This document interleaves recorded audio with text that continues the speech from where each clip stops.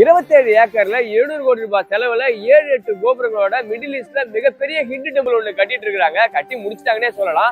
அபுதாபில அந்த ஹிந்து டெம்பிள் கட்டி முடிச்சிருக்காங்க. இந்த 7 கோபுரங்களும் 7 எமிரேட்டான Dubai, Abu Dhabi, Sharjah, Umm al-Quwain, Ajman, Ras al-Khaimah, புஜேரானி 7 எமிரேட்டையும் குறிக்கிறதா சொல்றாங்க. கோயிலோட மேற்கூரை பஞ்சபூதங்களையும் குறிக்கிற வண்ணமாவும், கோபுரங்கள் இருக்கிற சிற்பங்களும் கோவில் சுற்றி இருக்கிற சிற்பங்களும் இந்திய கலாச்சாரத்தையும் அரபு கலாச்சாரத்தையும் சொல்ற வண்ணமா செதுக்கி இருக்கிறாங்களாம். இந்த கோவில் கட்டப்பட்ட கல் அப்படிங்கிறது ராஜஸ்தான்ல இருந்து கொண்டு வரப்பட்ட பிங்க் கலர் ஸ்டோன்லயே கட்டியிருக்காங்களாமா. அந்த கோவிலை சுத்தி இருக்கிற தண்ணி எல்லாமே கங்கா, யமுனா, சரஸ்வதினு 3 நதியில இருந்து கொண்டு வந்து நிரப்பி இருக்கிறதா சொல்றாங்க. அது மட்டும் இல்லாம இங்க பில்லர் ஆஃப் பில்லர் சொல்லி ஒரு பில்லர் வச்சிருக்காங்க. அதுல நம்ம ஊர்ல 1000 கால் மண்டபம் சொல்லுவோம் இல்லையா, அதே மாதிரி ஒரு பில்லர்லயே ஏகப்பட்ட பில்லரை செதுக்கி வச்சிருக்காங்களாமா. சோ இவ்வளவு சிறப்பம்சம் வாய்ந்த இந்த ஒரு கோவிலை நம்ம இந்திய பிரதமர் கையால ஐயோ அப்படின்னு சொன்னா அவர் கோச்சுப்பாரு. நம்ம பாரத பிரதமர் மோடி அவர்கள் கைகளால வர பிப்ரவரி 14ஆம் தேதி திறக்கிறாங்க.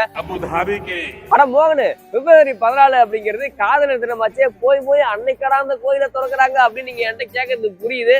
பிப்ரவரி 14ங்கிறது காதலுக்கு மட்டும் புனிதமான தினம் அல்ல, அது கடவுளுக்கும் புனிதமான தினம்னு அவங்க நினைச்சிருப்பாங்க போல. அதனாலதான் பிப்ரவரி 14 அந்த கோயிலை நம்ம பாரத பிரதமர் அந்த கோயிலை திறந்து வைக்கிறாரு. ஆனாலும் மார்ச் 1ஆம் தேதி தான் மக்களின் பார்வைக்கு அனுமதிக்கப்படும் அப்படின்னு சொல்லிடுறாங்க. யாரெல்லாம் மார்ச் 1ஆம் தேதி அந்த கோயிலுக்கு வருவீங்க அப்படிங்கறத கமெண்ட்ல சொல்லுங்க. இது மாதிரி நிறைய யூஏ அப்டேட்டுக்கு என்ன ஃபாலோ பண்ணிக்க மக்களே. பாய்.